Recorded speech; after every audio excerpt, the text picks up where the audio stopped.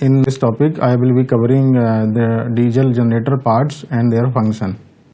As we know, a diesel generator, also known as DG set, is a combination of a diesel engine with an electrical generator, which is called as alternator, to generate electrical energy. As we know that the DG set is provided as a standby supply to the main supply for essential and important services in MES, which are like servers, firefighting systems, operations of users, pump houses, lifts, etc. Although there are many parts of the DG set, but I will be covering 22 basic parts of the DG set here. First one is the diesel engine. This is the main part of the DG set.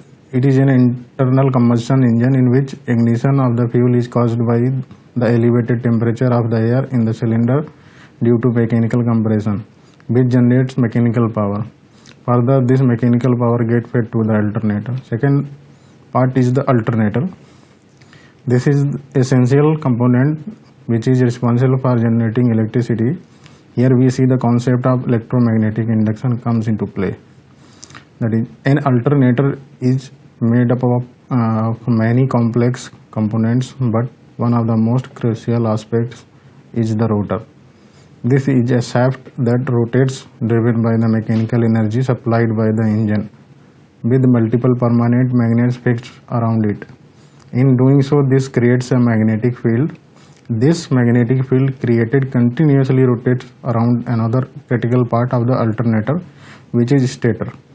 Simply put, this is a variation of different electrical conductors that are tightly wound over an iron core. This is where things start to become slightly more scientific.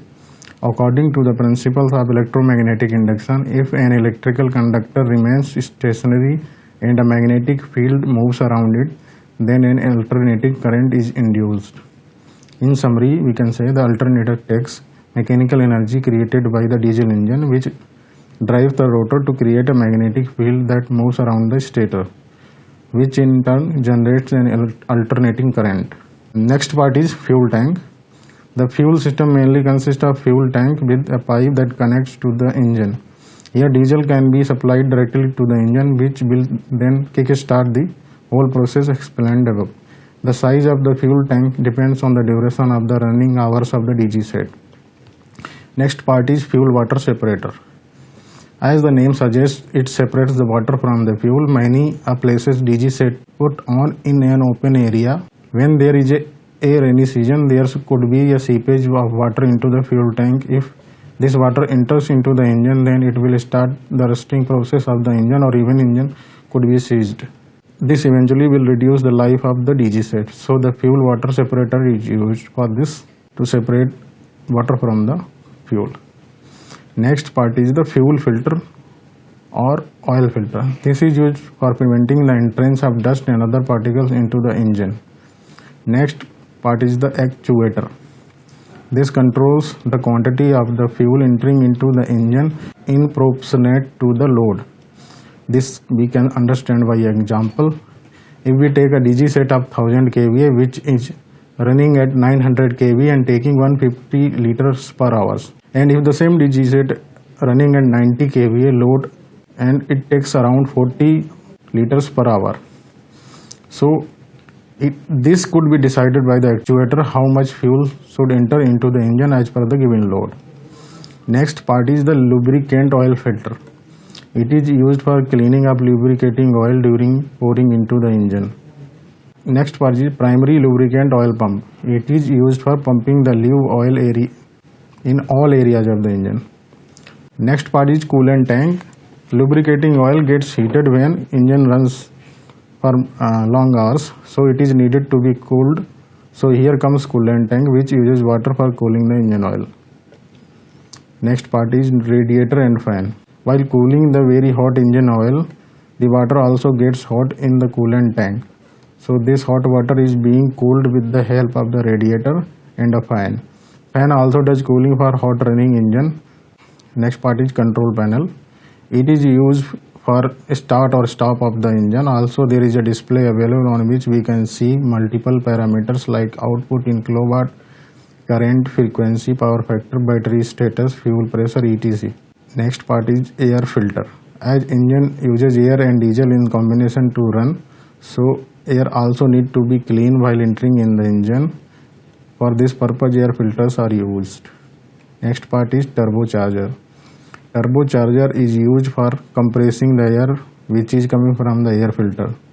It also clears the carbon dioxide produced in the engine during the combustion. Turbocharger never gets vented due to excessive heat produced in it while compressing the air. Next part is silencer. When a DG set engine starts and running, it produces too much of noise. So to control this noise, silencer is used, and it also filter out the CO2 from the output gas. Next part is coupling. This is the medium to join engine and alternator shafts. Next part is AVR, is automatic voltage regulator, and this is used for regulating the voltage to the standard voltage of 415 voltage as required. Next part is exciter. To regulate voltage at 415 volt, AVR gives command to the exciter, which in turn changes the voltage up and down, so we can get 415 volt at alternator output. Next part is battery. Normally there are two batteries of 12 volt used in DG set which are connected in series to provide 24 volts for the starting of the motor. The next part is crank motor, starting motor. It is used for starting the engine. When engine attains 90% of its full speed, the crank motor stops. Next part is governor. The output frequency of the alternator should be 50 Hz. To maintain the required frequency at 50 Hz, the speed of alternator should be at 1500 RPM.